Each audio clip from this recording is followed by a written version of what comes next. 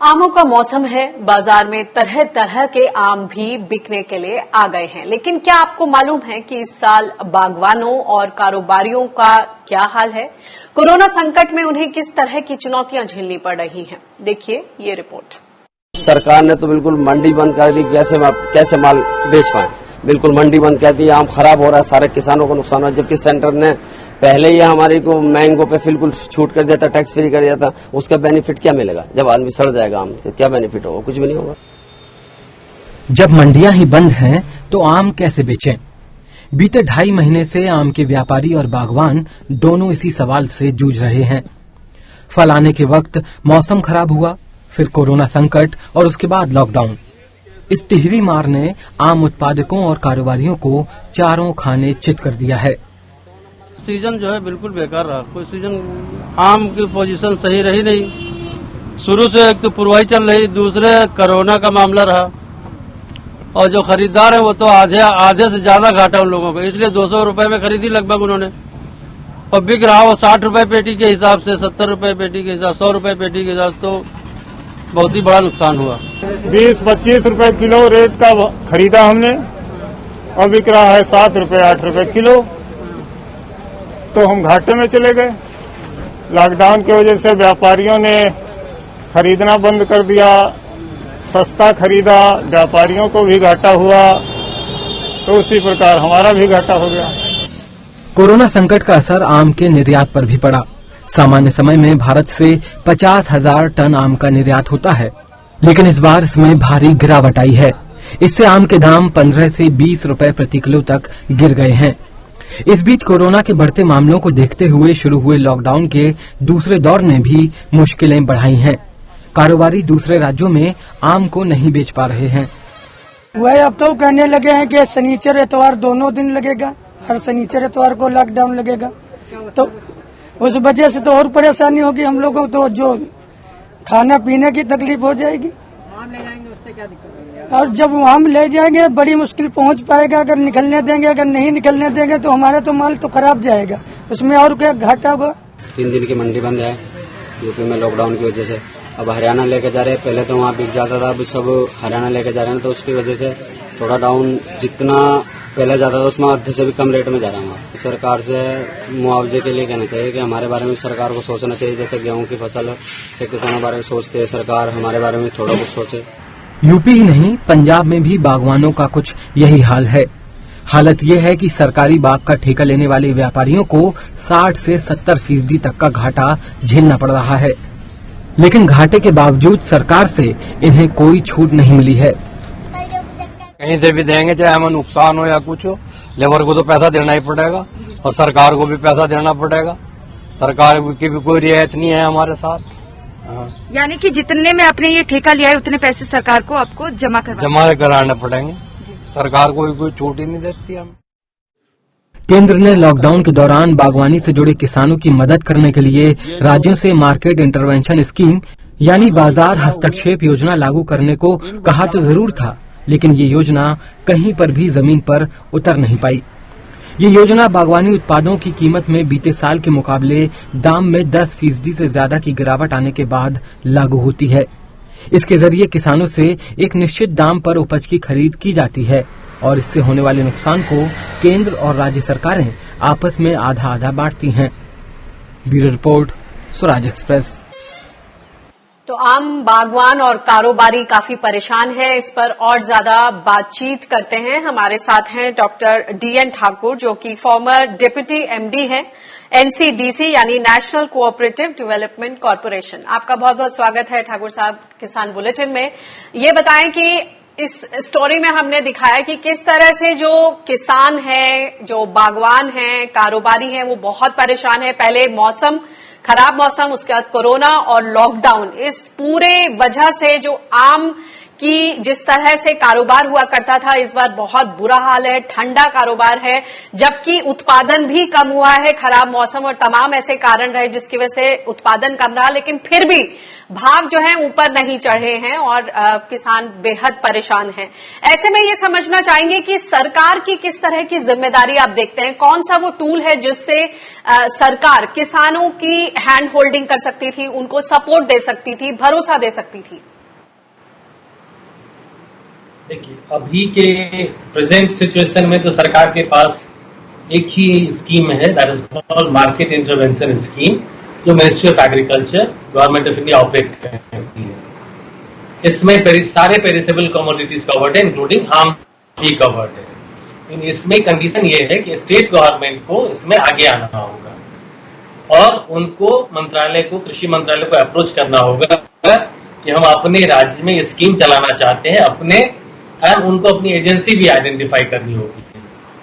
तो उसमें फिर जो मंत्रालय, भारत सरकार, उसमें जो उनका लॉस बियर करती है इन द डिफाइंड प्रोपोर्शन, यही आज के डेट में एक इंटरवेंशन का टूल है जो भारत सरकार के पास में है, जिससे वो आम के कारोबारियों की मदद कर सकती है।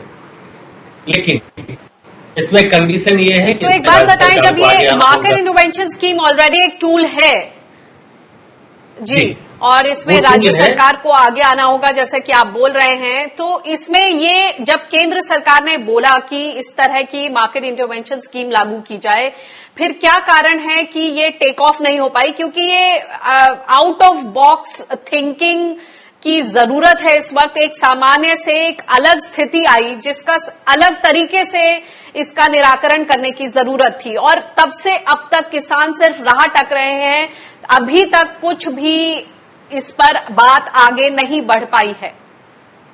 बिल्कुल सही। देखिए, मार्केट इंटरवेंशन स्कीम कोई आज का नहीं है, ये बहुत पुराना स्कीम है, इसमें बहुत पहले से एक इसका डिजाइन किया हुआ है।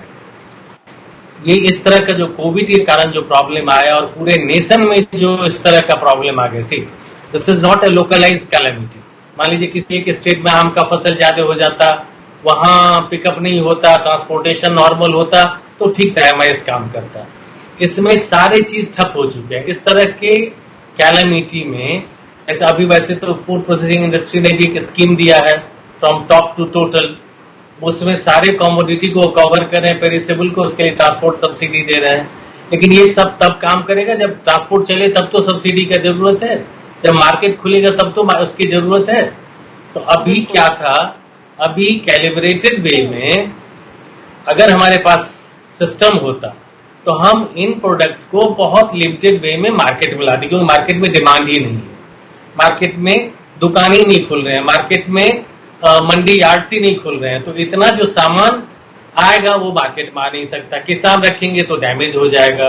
तो इसके लिए हमें जितने पेरिसेबल के लिए we should have thought for a long term stable solution, और उसमें फ्रॉम एट फार्मर लेवल से लेके कंज्यूमर के टेबल तक पूरी चेन को क्या क्या जरूरत है, उस तरह के लॉजिस्टिक, उस तरह के इंफ्रास्ट्रक्चर, उस तरह के इंस्टीट्यूशन को डेवलप करना चाहिए था और डेवलप करना होगा, क्योंकि Covid is just an eye opener. ये हमारे लिए समझ एक विपदा ही है जो हमारी आंख खोल सकती है कि ऐसी विपदाएं और भी आ सकती हैं, और इसके लिए पूरे सिस्टम को हमें गियर अप करना होगा। केवल एमआईएस के भरोसे अगर हम चाहेंगे कि पेरिसेबल को मैनेज कर ले, वो संभव नहीं है। तो एमआईएस को हैंडल करने के लिए जो नेफेड का रोल है, उसके लिए उस पर आप क्या कहेंगे? इन सब कई सारे पेरिसेबल्स, फॉर एग्जांपल मैंगो में तो नेफेड ने हाथ ही खड़े कर दिया, नेफेड तो करेगा ही नहीं, तो इसमें तो हर हाल में स्टेट को ही आगे आना होगा। तो केवल एक नेफेड के भरोसे, नेफेड का चेन कहाँ है? नेफेड आज आम ले भी लेगा किसी स्टेट में जाके, तो कैसे लाएगा उसको? क्योंकि आम के लिए इंपॉर्टेंट है कि वहीं फार्म गेट पे उसकी प्री कूलिंग ट्रीटमेंट करनी होगी, फिर उसको लाके रखना होगा किसी कोल्ड स्टोरेज में, फिर उसके लिए पूरा रेफर वैन चाहिए जो उसकी क्वालिटी को बर्बाद न करे, फिर मार्केट में चाहिए, जहां ये मार्केट में ड्रॉप होगा मंडी में, वहां पर चाहिए पूरी cold storage. So all these perishables require a different sort of management. वो नेफेड गियर नहीं है इसके लिए। NAFED is okay with dal and boiled seeds. इस तरह की मैंगो, इस तरह की पेरिसेबल कमोडिटी को या वेजिटेबल को हैंडल करने के लिए नेफेड नहीं है किया था, और नेफेड कर भी नहीं रहा ये काम।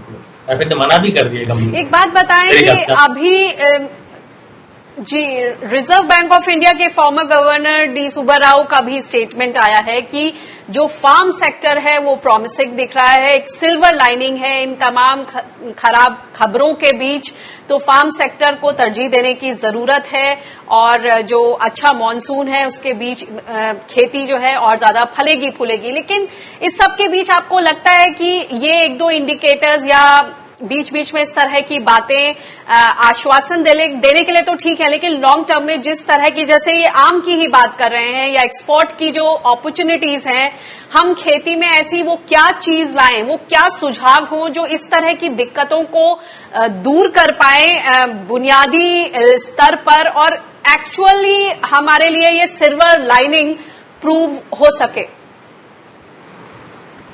देखिए, खेती, मैं एक चीज आपको बताऊं, खेती में ना गवर्नमेंट की जरूरत है, जो मेरे विचार में गवर्नमेंट और गवर्नेंस से ज्यादा खेती में जरूरत है हमें एक सिस्टम की जो फैसिलिटेटर हो, इनेबलर हो और जो फार्मर और उस पूरे चेन को स्ट्रेंथन करे।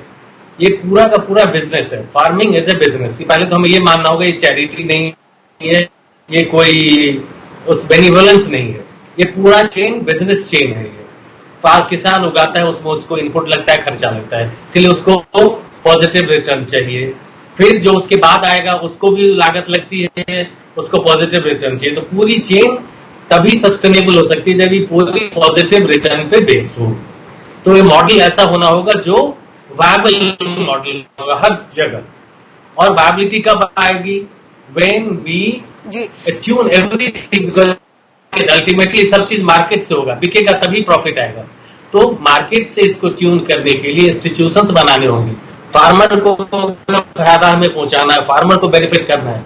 तो more than this piecemeal subsidy या MIS, जरूरत यह है कि वो मजबूत हो, वो कैपेबल हो कि वो मार्केट फोर्सेस को अपने पक्ष में बात करे। अभी क्या है, टर्म्स ऑफ ट्रेड जो है वो फार्मर के फेवर में कभी नहीं होते हैं, ये mostly in favour of market होते हैं, जो मार्केट प्लेयर है।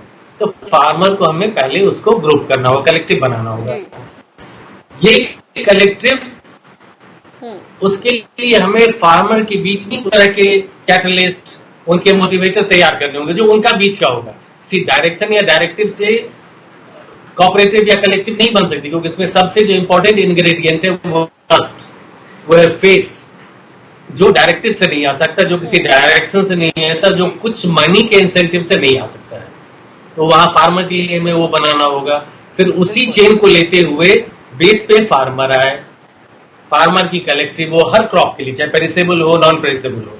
फिर उसकी क्या जरूरत है मार्केट तक लाने के लिए। फॉर एग्जाम्पल मैंगो है, तो मैंगो के लिए right from farm to market आपको डिफरेंट चेन बनाने होंगे।